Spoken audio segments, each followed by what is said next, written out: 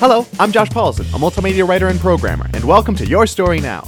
Today we're going to talk about the famous concept of character versus story. Now, based on our previous videos, you might say, but wait, that's not right. After all, we talked about this. Stories are intrinsic to characters, to understanding them anyway, and also characters are intrinsic to stories. So how can we have this versus? Well, I'm basing this idea off the popular question, which is more important, character or story? And if you recognize a dichotomy here, if you recognize an error here, you are correct.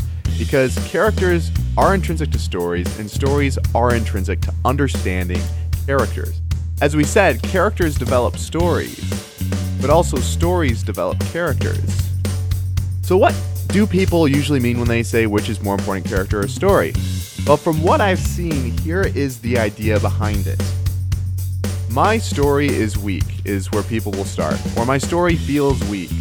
I guess I need to quit putting emphasis on the characters. Alternatively, they go, my characters are weak. I guess I need to quit putting emphasis on the story.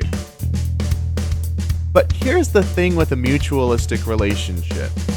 If A feeds B, will B be better by diminishing A? If story feeds character, will character be better by diminishing story? The obvious answer is no. Because story feeds character, if your characters feel weak, feed the story. Have more interesting backstory. Have your characters come across things that bring out their traits. Sometimes the issue isn't that you have poorly developed characters. The issue is that there is nothing to bring those developed parts out of your characters. And on the other end, if your story feels weak, feed the characters.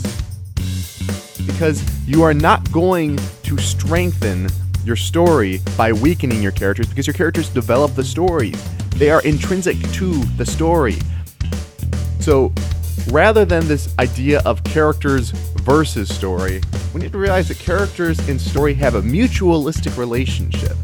And if your characters feel weak, the best thing you can do is strengthen backstory, strengthen the story so that they have more to respond to, and develop out that story further. And on the other end of that, if your story feels weak, then the best thing that you can do is strengthen your characters and help develop them out more and make them more real. Make them characters who will actually respond to what's going on effectively or in an interesting way.